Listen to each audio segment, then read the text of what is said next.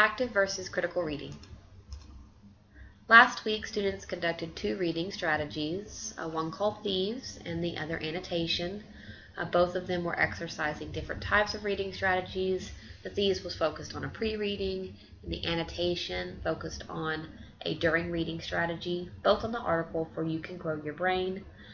These types of reading strategies will be commonplace for this fall semester, and it will also be used again here in just a moment. Students are going to practice the pre-reading strategy of Thieves as well as annotation of text for the article, which is located inside of Blackboard for Do People Only Use 10% of Their Brains. The Thieves is a pre-reading strategy. There are pre-reading strategies details inside of the Read, Write, Connect text, but none that specifically reference that. So what you learned last week will continue to carry on as the primary pre-reading strategy that you will exercise throughout the semester.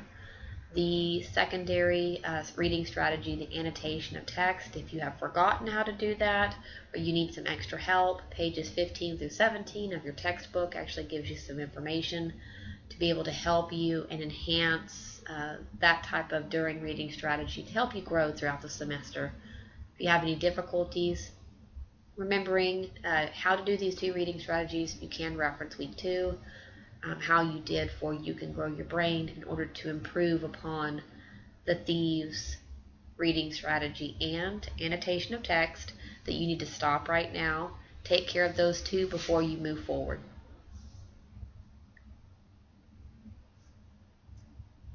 After you've conducted the Thieves and the annotation of text for Do People Only Use 10% of Their Brain, and you've submitted that to me for grading purposes for this week, inside of your Blackboard lesson there is a link, and it is a link for a very brief YouTube video called How We Learn. And this video is very intricate, very interesting. It is actually pulled a small clip from a documentary from BBC. And what it emphasizes is that the first time we learn something new, it's very difficult for our brain to get the signals across these synapses in our brain. But over time, the connections between these synapses are strengthened and our brain becomes more efficient. So watching this video helps us and emphasizes through a model, that once we've learned something, the crossing of this synaptic gap becomes effortless and automatic. So these things, the information that we have learned through the video, through the two articles that you've examined, all three of these are resources. So pause for just a moment, watch the video from the link in the Blackboard, and then we'll come back together, because what we want to do is we want to examine the three resources and scrutinize them for critical reading purposes. So watch the video and then we'll come back together. After you've watched the video, let's briefly talk about the purpose of critical reading. Without even having to say so, you've actually already done an immense amount of critical reading. The purpose of critical reading in itself is to read closely, ask questions, and think about what you're reading. It's not merely taking words and glossing them through your eyes and just hoping at some point that they absorb in your head and make itself produce more than what it really is. It really is taking an assessment of in-depth understanding of information that honestly many times can be very difficult.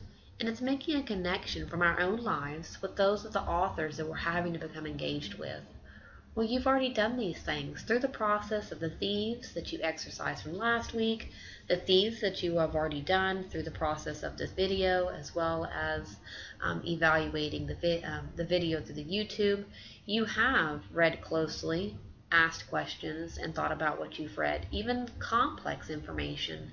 So not just the Thieves, but also the annotation of text. You've done these pieces because annotation specifically has a focus on making connections and making a relationship between what you read and what you already know and how you already speak, and questions that you may continue to have. So analyzing and evaluating through critical reading really gives authors the ability to take what they've read and transition that information into essays and it further allows you to, when you do develop those essays, to have good, strong resources which build that. Because as we move into our English level coursework, your expectations of taking reading material and processing it into writing really strongly increases. And your college level English instructors, they're going to require that students, they read heavily about a particular topic, and then they take what they heavily read about a topic, and they go beyond that, beyond just merely saying, oh, well, this author said this. It really requires that students, they contribute their own ideas on the topic. It's not like you're going to write extensively about a topic. You're going to contribute what others have said about a topic and then give some of your own ideas on that particular topic. You're going to convey some personal connections with the topic and additional ideas. And oftentimes, your English instructors, when we do get there into those college level coursework, such as English 1301, 1302, they're going to want you to argue a certain point of view with expert information and resources that stand on your side. And it's not your personal information, it's you have basically researchers backing up your own ideas. So, us taking a look at You Can Grow Your Brain, then evaluating and analyzing the reading strategies. Do people use more than 10% of their brain? And last, looking at a YouTube video, because yes, a YouTube video can actually be a strong resource. It just depends on what it is. These three resources are so important for us to be able to critically evaluate, which we've done somewhat, and then turn around, put them together, and then further write about. So as we're continuing to talk about critical reading, an important part of critical reading, outside of the reading strategies that we've done, is to be able to evaluate the strengths and weaknesses of a piece of writing. So there are two ways to be able to do that. One way is to read with the grain of what the author is trying to say.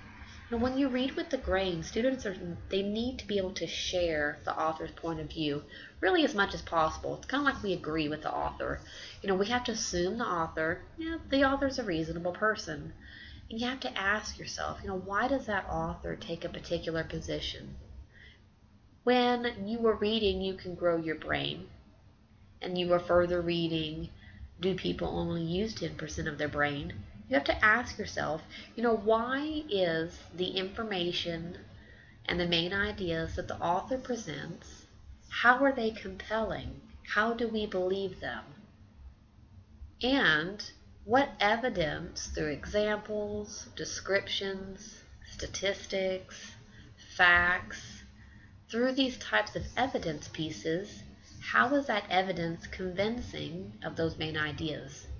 Because we assume that they're reasonable, and we're making an assumption that we believe them by what they're saying. But if you believe someone, as any good detective does, and any good critical reader, you have to be able to have information to back it up. We can't just say, oh, I believe them, and step away. That's not critically thinking. That's being led into the dark. We don't want to do that. We want to say, well, this is why, because they made this argument or made this assertion of a topic, and they gave these examples to back it up, and it's compelling, it's good, it gives us good detail. And if you find it difficult to share the author's point of view, then find some common ground between the connections you've made and your perspective and what the author's perspective is trying to be. Now the opposite and flip side of that is that you're reading against the grain. When you read against the grain, the students need to be skeptical. And a student that is skeptical is someone that does not agree with the author's point. And what I mean by that is that you've got to be able to ask yourself, and of the author, is the support and the evidence they provide, is it convincing? Has the author left important points for the perspective? Does the author maybe have any hidden bias?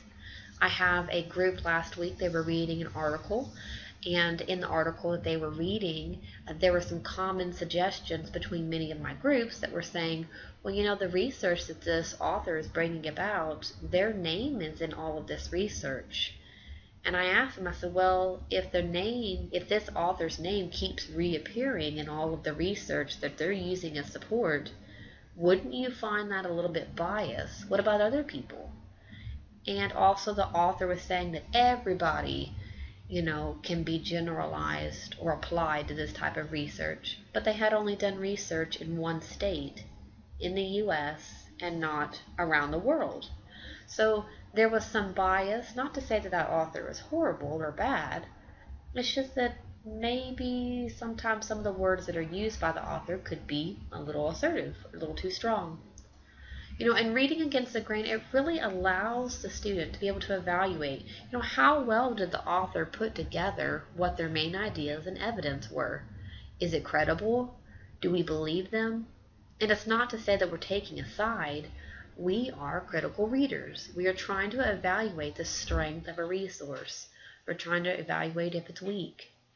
So what I want students to do inside of Blackboard, you've been given the opportunity inside of a Microsoft Word to take notes. And so there are 2 pages of those notes.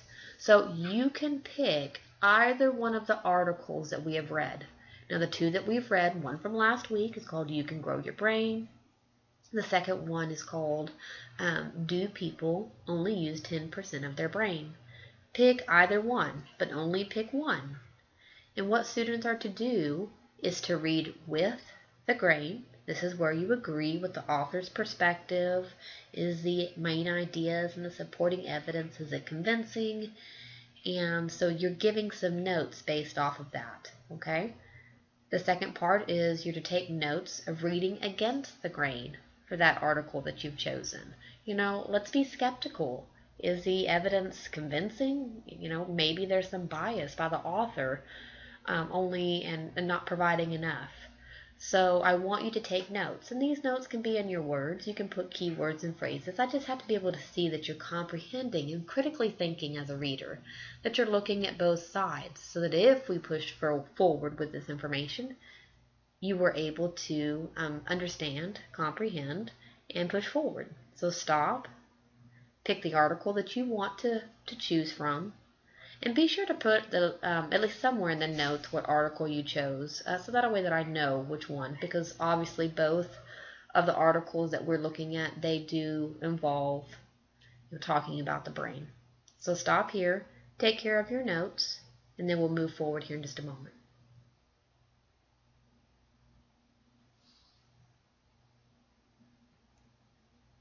So after you finished, you might take a glance back and compare your notes with and against the grain.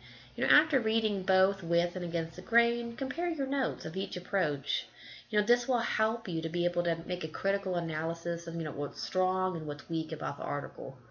Does the main idea, does it represent a reasonable perspective? Students' notes of the strengths and weaknesses, those can come in handy when you're writing later on. The very last thing that students are going to do for this week is students are going to, in a Microsoft Word document, they're going to take a holistic review of the resources.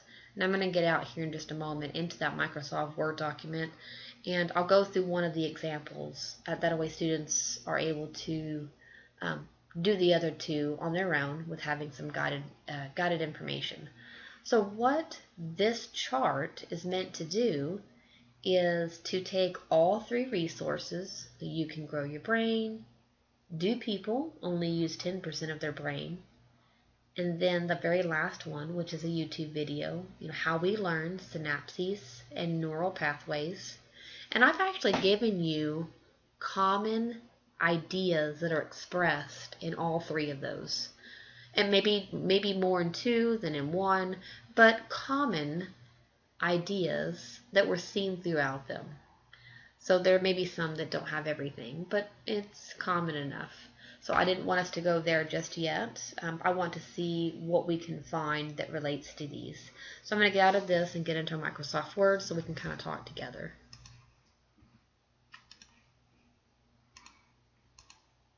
So inside of Blackboard, you have the synthesis chart. So what I'm expecting students to do is to type inside of this chart and save it and show me that you are comprehending and what you're getting from these. So in the article, and I'm going to start right here, close up a little bit. In the article, You Can Grow Your Brain, there was talk about growth of the brain. What it talked about, it said that people can grow their brain. People can grow their brain by being able to use it. And it gave examples of research that was done between animals that were in cages with toys and other animals, and animals that were in cages all by themselves. And those that had more stimulation and used their brain by stimulation were thus able to grow their brain.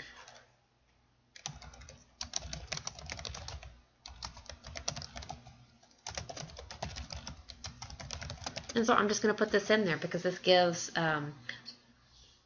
gives strong evidence to the article itself that matches. And also in the article, I'm going to move over to the right a bit. It says limits of the brain. Did you see any information in that particular article that talked about the limits of the brain? If there was any information, perhaps it was kind of limited because it didn't really focus on that. I really felt like the article probably gave more information. I would, if I were you as a critical reader, I would strongly go back to your thieves and go back to your annotation to see what information you can plug in here. And this is strictly your own information. How are you plugging it in that matches? So in the article itself, I think the only limitation that really talked about was, they gave the quote, use it or lose it.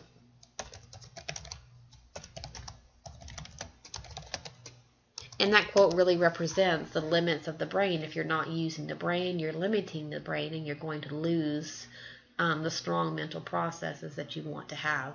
There's probably some other information that's in there that I can add to, because you want to be able to put as much content in here that matches these main ideas. Okay? So the growth of the brain, the limit of the brain, and learning. So I expect to see more in here than what I'm giving now. I'm just trying to give you an example so that you have good guidance to be able to move forward, because I do expect this to be, filled out to the best of your ability. The very last one, it talks about, in the article, you can grow your brain, and the topic, the main idea of learning. There's lots of information. One whole section talked about adults can grow their brain, through good effort, good strategies, and help from others. So students can grow and learn by having these things, and by having these different resources, they're expected to be able to grow their brain just as they would be expected to strengthen and condition their muscles.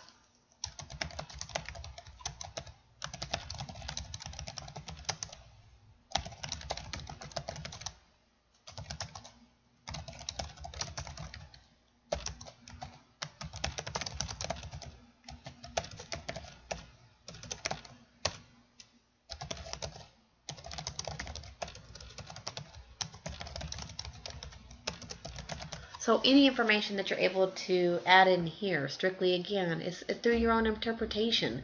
We're paraphrasing what we've seen in the article itself, and the usefulness of this particular synthesis chart cannot be understated.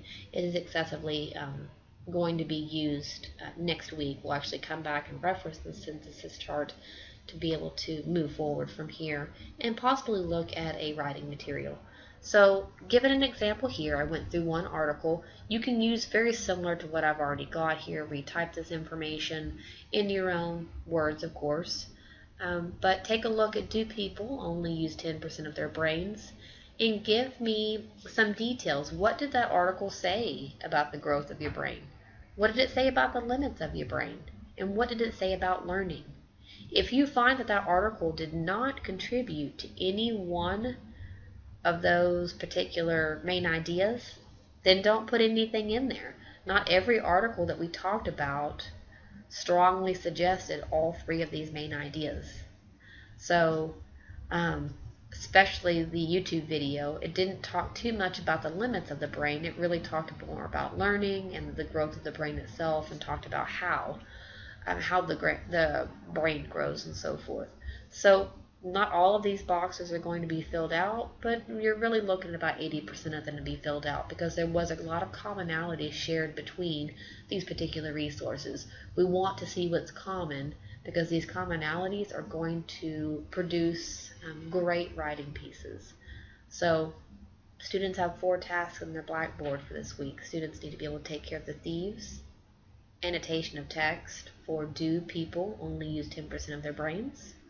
Secondary students need to accomplish the notes for reading with and against the grain for critical reading purposes. They can choose whichever article that they want. And the very last element is that students need to complete the synthesis chart by taking all 3 of these resources and making an alignment between the main ideas that are expressed here: the growth of the brain, limits of the brain, as well as learning. Once you've accomplished these tasks, get them submitted by the due date.